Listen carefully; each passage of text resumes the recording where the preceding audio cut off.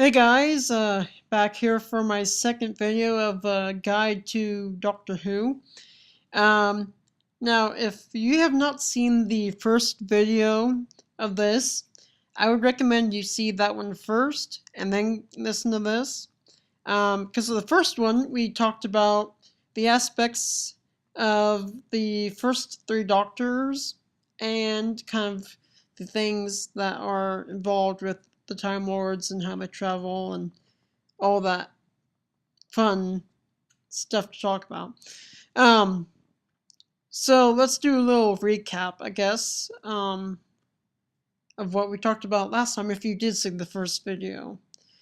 So we have William Hartnell was the first Doctor. He was at age 55. He had a granddaughter named Susan. He had companions Ian and Barbara. He kind of took Barbara and Ian away in the TARDIS when they didn't believe that the TARDIS could travel through time and space. He also was kind of a cranky Doctor, but he was one of the wisest Doctors and still kind of is one of the wisest Doctors to ever be. He eventually got a disease and had to regenerate to save himself, which brings us to how he became the second Doctor, Patrick Troughton. Patrick Troughton was a good Doctor. He really loved to play with his recorder, even though he actually wasn't good at his recorder. He had companions Joe Grant, Jamie, and some other woman that I still don't know. And he was forced to regenerate by the Time Lords into his third form, which was kind of mean to the Doctor, but it happened. So he became the third Doctor, John Pertwee. John Pertwee was the James Bond type Doctor. He had all the gadgets, the gizmos, he liked science, you name it. He was basically like the James Bond of Doctor Who. He was mainly working with the main military base unit. He was their scientific advisor since his second form was a little bit, but in this form he actually was about full time. And he had Joe Grant, and he also had Sarah Jane Smith, who became his companion towards the end of his life. And now we have the new Doctors. Okay, so this is Tom Baker, and he was the fourth Doctor, and believe it or not, he was actually one of the longest running Doctors. He had about 130 episodes, which I think is about 4 series long. So he had quite a run. Now this Doctor was certainly the wacky Doctor because he was just crazy. One of the signature things of this Doctor is he has a long scarf, as you can probably see there. That's kind of a trademark of his.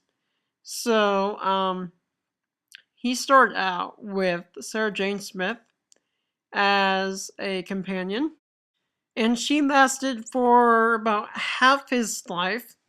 And then he met Layla, who was a time woman, and also with Tom Baker came the great mechanical canine. Canine, yeah, Canine was the Doctor's little assistant, and he could do almost anything a computer could do. So it was kind of nice. And after Layla, Tom Baker had Tegan, Adric and Margie, I think. Yes, Margie. Um, before he transformed into the Fifth Doctor, Peter Davison. So Peter Davison was the Fifth Doctor, and he was actually one of the better Doctors. Not saying that the other ones are bad, but I rather liked his Doctor because he was fascinating to see when he was in tight situations. Peter Davison, after he lost Tegan, Adric, and Margie, I think it is, he ended with Perry. Now, this Doctor was known for the question marks on his collar. He was also known for playing cricket because he had an interest in that. He also was the Doctor who was known to have celery on his jacket. If you watch the movie, not the movie, the episode, Kasturova, that's his first episode, you kind of figure out why he has the celery. It's because the food there that they eat gives him his strength to come through the regeneration, and so he kind of keeps this as a souvenir, and it kind of just sticks out through the entire lifetime of his life. He is, unfortunately, forced to regenerate because of an attack, and he becomes the very next Doctor, which is the Sixth Doctor, Colin Baker. Indeed. So, Colin Baker was more the serious, easily to anger doctors.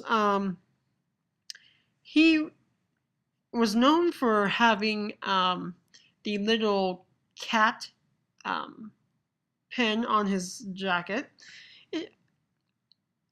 I don't exactly know why he liked that, but there's some reason that he just, I don't know, he liked it, so it actually stuck throughout his entire life. His companions were Perry, and I think, if I'm correct, towards the end of his life, he was with Mel. Now, Mel actually came a lot later in his life, so she didn't experience too much with the Sixth Doctor, but she did have a few adventures with him, and yeah, so that kind of just transferred into his next life. This Doctor was also the more get it done Doctor, and I'm going to take you down with all my might Doctor, because, well, he was. He fought his enemies fiercely. So, I mean, every Doctor's life, the enemy feared him. So he is always feared by somebody. But yeah, so he was hit by the Irani. That's kind of like a rogue Time Lord group.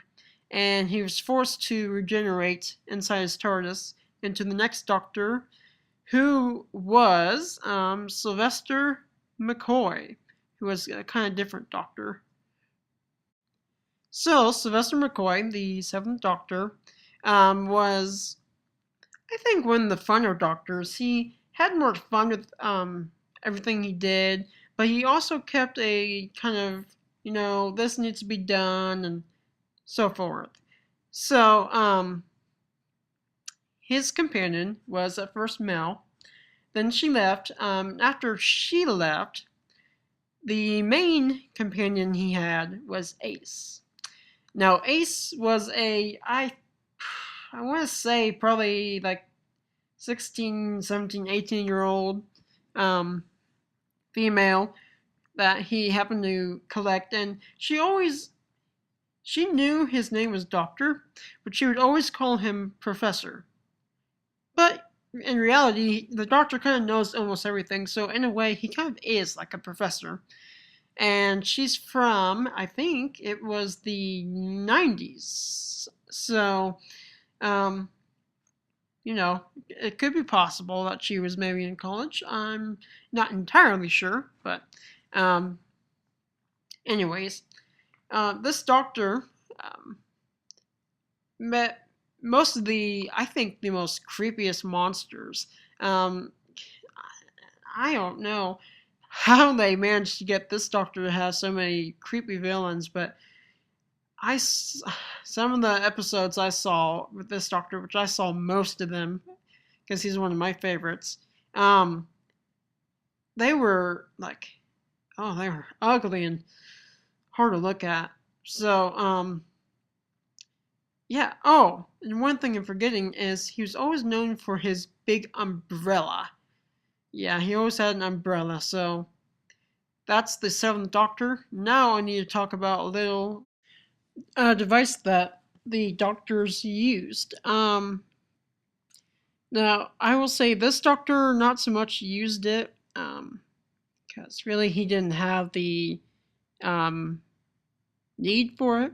But the other doctors, such as like the second, the third, the fourth, the fifth, I don't believe the sixth, but they had one thing common: a sonic screwdriver. Now this device could open doors and could actually hack into like possibly a computer or any electronic device you can name. Really, this came in handy for most of the doctors. I will say though, the 9th, 10th, and 11th Doctor probably use it most often compared to the other Doctors because, well, they had almost a higher level of Sonic by the time they're in their 9th, 10th, and 11th form. So it was more of a tool that they really needed. So, that's what they use, and that's what the other doctors I mentioned use. It's kind of a helping aid. It's not exactly a tool for everything, but you never know when you needed Sonic. One thing that we kind of tease about is if all else fails, use a sonic screwdriver. So, and that almost happens with the doctors most of the time because he'd be like in a random situation and he'd be using the sonic just for the heck of it. So, well, that is the end of this video. Next I'll be doing the guide to Doctor Who, Doctors 8 through 11. So I'll see you then. Until then, bye.